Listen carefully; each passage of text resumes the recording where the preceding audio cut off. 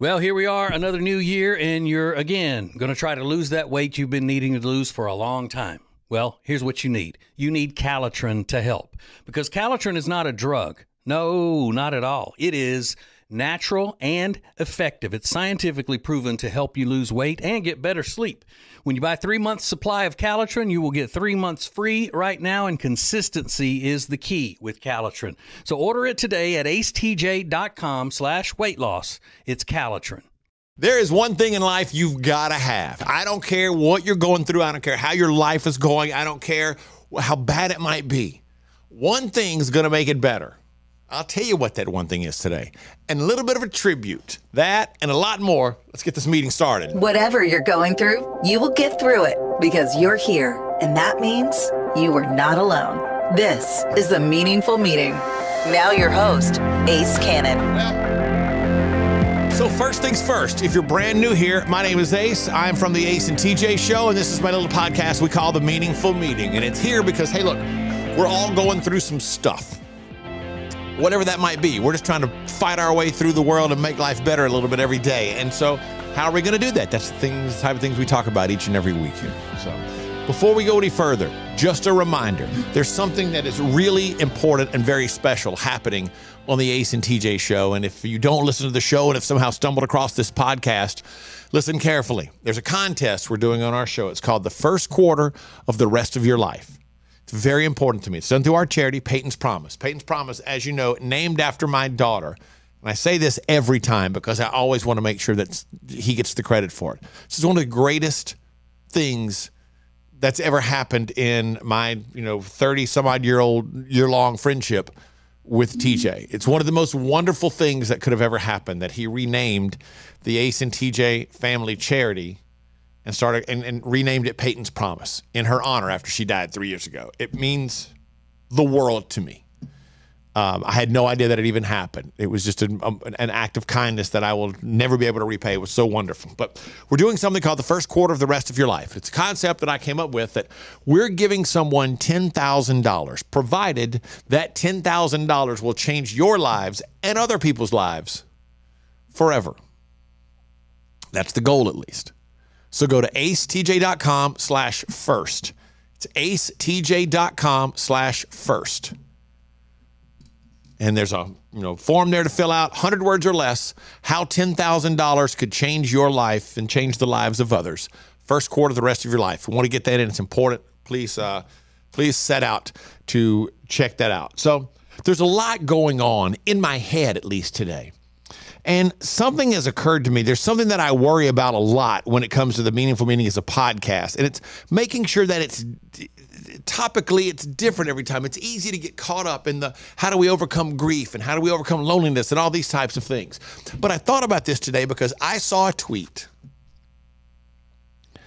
And the tweet, just for some reason, I see these things all the time because I'm a music buff and there's music from my youth that I love. And I try to keep up with it. But this one hit me so hard today because I was able to bring back so many memories from this particular moment. 35 years ago today, one of my favorite bands of all time, a lot of you might not even know, a band by the name of Skid Row, released their debut album, Skid Row's debut album called, Skid Row. It's the album that contained their first hit, Youth Gone Wild. Probably, in my opinion, maybe the greatest power ballad from that genre, I Remember You. Don't sleep on it if you don't know. It's phenomenal. It was a huge hit. 18 in Life, massive hit. Album sold over 5 million copies. And it's 35 years old today, I believe. And the thing about the tweet was, instantly, I got these memories that flooded back to me because I could see where I was. And I know when I heard this album for the first time. Skid Row was the opening act for Bon Jovi. So what is this? January 24th, the day that we're recording. And a couple weeks after that, I'd heard of this band. I'd heard this album was out. But I was in college at Louisiana State University in Baton Rouge. Go Tigers, class of 91. I was in college. I lived in an apartment with my roommate, Brett. And me and Brett and my member of my family now, my brother Bird, we were going to see Bon Jovi and Skid Row that night at Baton Rouge at the Pete Maravich Assembly Center. Bon Jovi was the biggest band in the world at the time. They just released their New Jersey album. They've got upstart Skid Row going out on the road with them. And we went out and bought the Skid Row cassette because we wanted to learn the Skid Row songs before we went. We knew the Bon Jovi songs. We already knew the New Jersey album. We wanted to go see and know everything about Sebastian Bach and Dave the Snake Sabo and Rachel Bolan and Rob Affuso, the drummer, and Scotty Hill. I know them all now. We wanted to know this Skid Row band. We'd only seen the one song, Youth Gone Wild, and we loved it. And we were blown away by how good this record was. And we spent the entire afternoon hanging out, having a couple of beers, listening to this, trying to learn as many of the songs as we could before going to see them that night. And went over and watched them, and they were phenomenal. And I remember that night going to see them as the opening act. And the show started, and seated in front of us was a father and his two little girls, probably 11, 12 years old, something like that. And you got to go back. This was 1989, 88, 89, whatever 35 years would be. 89, as a matter of fact. Things a little different then. Bon Jovi's pretty clean cut. Place is sold out, packed to the rafters. And they start playing that song. They're coming to take me away. Ha ha. They're coming to take me away. And you hear the shrill 21-year-old voice of Sebastian Bach, the lead singer of Skid Row, hair down to his waist, cut through the assembly center while that's playing. And he says 5 words. Check this out, motherfuckers. And the place went nuts. Except for the dad with the 11 and 12-year-olds seated in front of us. Suddenly he was like, what is this? And a minute into this concert, they had used the F word about 3 times. And we were off to the races, my friends. Bass player, Rachel Bolan's got one of the coolest things I've ever seen. He had a nose ring and an earring and a piece of chain between the two of them. The only person I've ever seen that was Jane Childs. If anybody knows what I'm talking about or all these people I'm talking about, God bless you. And it was awesome. And they were great. And I loved every minute of it. And I fell in love with that band, and I've loved that band ever since. Loved those members of that band, loved their individual stuff, loved their band stuff, loved their videos, loved their concerts. I've seen them quite a few times, loved them every time. So what's the point? The point is this. Music has always been a big part of my life. And for some reason, I got so excited about this today. And it might be dumb. I might be a little carried away. I'm a little bit nostalgic at times. I'm guilty of being, a sentimental old fool, and I'm okay with that. But I hope in my relaying the excitement of this story to me, the excitement of this day, because I can remember, the first time, all of these things. These things are 35 years old. I remember them like they were yesterday. Sitting on the little balcony of my apartment in Baton Rouge. I remember the layout of everything, the way it looked in the little courtyard there with the pool over there and the guys that we knew right across the way, across the sidewalk. And we were cranking this album for the afternoon. It was so much fun. It's like not a care in the world. Not a care in the world. And this was the soundtrack to a phenomenal day and an even better night. And it was like a Tuesday or something. It wasn't even a weekend. It was a weeknight. Didn't matter. It was awesome. But I hope that somewhere in my excitement about this day and sharing this story with you, that you realize that there's a passion there. I got a passion for music. I love music. Music marks moments in time. Music tells stories. Music says things we're not able to say. But the point is not having a passion for music. My point to you is have passion for something. Have something you care about. Have something that means something to you. Have something that'll lift you up and also make you ache at the same time. It could be books. It could be movies. It could be exercise. It could be, charity work. It could be anything constructive. Let's don't have too much of a passion for, drugs and alcohol. You know what I mean? That's going to see you through. That's going to pick you up when you're struggling. That's going to give you a diversion when you're trying to keep your mind off of things that are bad or you're trying to stay away from certain things. This is going to be the thing that will get you from point A to point B. And it will give you life. And it will breathe life into a bad situation. And it will take a good one and make it great. Whatever that thing is. Whatever that thing is that, excites you, that gets you off, that makes you be like, yes. It might not be the same. The sentiment, you might not read a great book, and when it's over, you're like, yes. You might not have that reaction like I would at a concert, but that's okay. It might be the quiet satisfaction of, man, that was good. I loved that. I loved consuming that book. I loved that movie. I loved writing. Whatever it might be. Doesn't matter. Doesn't matter. You've got to have at least one thing. You've got to have something that's yours, that belongs to you, that you believe in. And it's going to serve you well. It's going to really serve you well, I promise. And it can be something old or it can be something brand new. It doesn't matter. But you got to love it. You know what you got to do? You've got to love it, but you've also got to let it love you. You know what I mean? You can't go out and force something. It's got to be natural. You can't want to love this. I'm sorry. You can want to love it, but you can't love it just because somebody else does, because that's disingenuous. I can't tell someone, I want you to love music the way I do, because they might not have that in them. They might not hear it the same way. They might not feel it the same way, but they might love books way more than I do, because I just don't connect to it that way. Nobody's wrong. Nobody's right. You got to love it, and you got to let it love you, because it'll lead you. It'll take you where you want to go. Say it's books. You'll go somewhere and you'll find things that mean something. It's just kind of natural, and you wonder, how did this happen? Don't think about it too much. It's called passion. It's called love. It's called caring about something. And it's special, and it's important, and you got to have it. And you can share it with other people. That doesn't mean that it's going to mean the same thing to them. So think about that. Think about if you've got something. If not, take a look around and think about, what do you really love? Boats, cars? I don't know. I don't know. It's yours. And that's the fun part about it.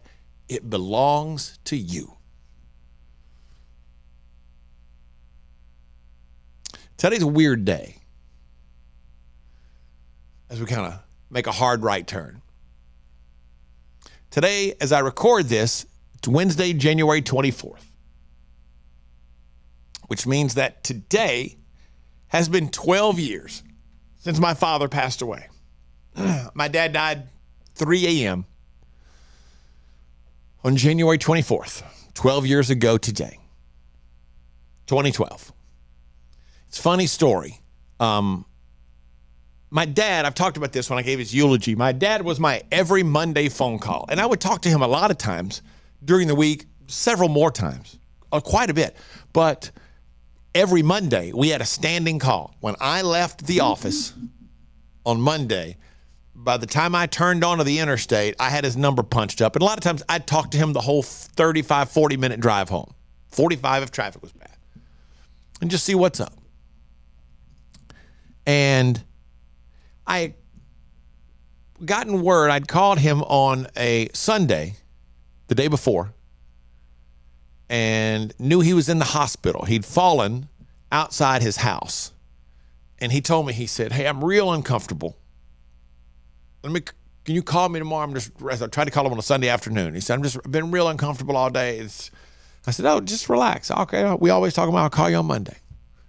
And I left the office, hit the button, called him, no answer. Oh, okay, that's weird. He's in the hospital. I just wanted to find out how he was doing. And I got home and I called him again. He didn't answer. And they called me that afternoon to fill me in on what had happened. And he'd had a stroke. His brain was clouded, and it's kind of a mess. My dad didn't really take great care of himself, and especially as he got older. He was 72 years old when he died, and especially as he got older, he didn't do a good job of taking care of himself. He didn't. Didn't eat right, didn't exercise as much as he should have, drank way too much. I love him, but he was an alcoholic, battled it for years, tried to help him as much as I could, led to some difficult times. But I got the call that he had this stroke. Talked to the doctor, and we talked about what it was going to be like. And the next morning, I caught a plane, 6:30 in the morning. On a Tuesday morning, I was on a plane headed to Louisiana. And we got there. My sister was there, obviously, because she lives there, and family was there. And my stepmom, and the doctor said we give it a couple of days to see if the brain clears up. And we looked at it again on Friday. They took another scan of his brain, and after his brain had kind of unfogged a bit, the fog had cleared somewhat. The kind of thing they referred to as kind of like thawing out. So you could get a clear picture of the brain following the immediate stroke. And the doctor says, I'm not saying a miracle can't happen, but it would be a miracle if he ever regained consciousness. And it would be a whole other brand new miracle if he were able to communicate or anything like that. And knowing my dad, we assessed this, and that fast, the three of us made the decision. Just the right thing to do, the thing he would want to do, the thing he had always said was, do not allow this to linger if I'm ever in that condition. And so we pulled the plug. Sounds a lot worse than it actually is. And I didn't know at the time, we've laughed about this before on the show, I didn't know at the time that I thought like within the next 10 minutes, he would be pronounced dead. Doesn't work that way. So that was on a Friday. The doctor says 48 hours typically is the maximum. Well, 48 hours was Sunday afternoon. Well, it hadn't happened yet. Monday afternoon, it hadn't happened yet. And so I went to the hospital Monday night to sit with him. It was my turn. We were rotating days Monday night. And I'm sitting there, and you just talk to people when they're in the hospital, whether they're aware that you're talking to them or not. And I was sitting there and I said, look, Dad, I'm going to be honest with you. This is it's part of the expression. But I was like, Dad, this is bullshit. What are we doing here? Like, this is day 4. They said 2 days max. And that was rare. This is now day 4. And I said, look, man, I had to book a flight back home because I got to get back to work. We had just started at Hits 96.1 at the time. We'd only been on there a couple of weeks. I was like, I got to get back. I've missed a week of work already. And sure enough, my sister and I swapped out. I went home. 3 hours later, they called me, said he'd passed away. I was sad, and I cried, and then I laughed. Because I knew he was laughing about that. Waited till you booked a trip home, bud, and then decided to call it a day. And that's the thing you got to remember most. I have spent the day just smiling and laughing. And you can tell as I tell you this, it's very sad. It still makes me sad. It's been 12 years and it makes me sad. And in this case, that's the natural order of things. Your parents die before you do. And it wasn't really shocking to me at 72 that he passed away. My point to you is, how does this impact your life in some way? I have spent the day just smiling. I've thought of so many things today. Things that he's missed that would have made him laugh, but more importantly, things that I was there for that still make me laugh to this day. And I've thought about the ungodly number of hours we spent at racetracks, drag racing, growing up, waiting for my turn one day. And then I got to drive, and then we got to race each other. And then, as I moved up into faster and faster cars, and he did too. And it was just, all these great memories. And I posted this on my Facebook page, if you'll allow me to share with you. And I wrote, the thing about people dying is that you don't get any new pics to ever post again. If my dad were here today, he'd laugh at that. My dad died 12 years ago today. The beauty of it is I've thought of him all day today. And all I've done is laugh and smile. Yes, I miss his huge smile and his laugh and his belief that there was not one thing in life I couldn't do. But man, did we make some great memories. A lot has changed in the last 12 years, and I hate he hasn't been here to see it. But my heart is full, and you can't wipe the smile off my face when I think of him. So here's a little toast to the man who always let the low side drag. Here's to you, Dad. Raise a glass for Tony Cannon and share a smile. He'd love it that way. So I leave you with two things. Why do I share this story with you and allow you to share in this emotion with me? It's because you got to always remember the good. Now, I told you one time, you got to report the whole story to yourself. Don't treat yourself like a news story where they only report the negative part. You got to give yourself the good part too. Give yourself your own flowers, if I may, from time to time. You got to report your whole story to yourself. And that's true in this case. I'm not going to sit around all day and be sad because he passed away. What I am going to do is smile and laugh a lot and be thankful for the wonderful memories that I have. And the second thing is contained therein. And I've told you this story before. My father, from the day I was born, believed the sun rose and set on me. And in my lifetime, there is not one thing that I ever went for or tried in my life that he didn't believe I could achieve. And you cannot put a price tag on that.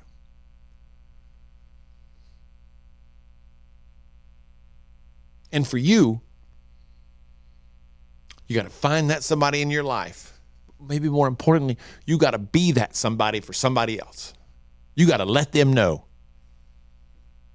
That's a responsibility you've got to take on for somebody. Hey, I got you. I believe in you. Here if you fail, and I'm going to critique you, but I believe you can do this, whatever that may be, because that is something priceless. That is priceless, especially to a kid. Was my dad perfect? No, not even close. Did he drive me crazy sometimes? Yes. Yes, he did. But did I love him dearly? With all my heart.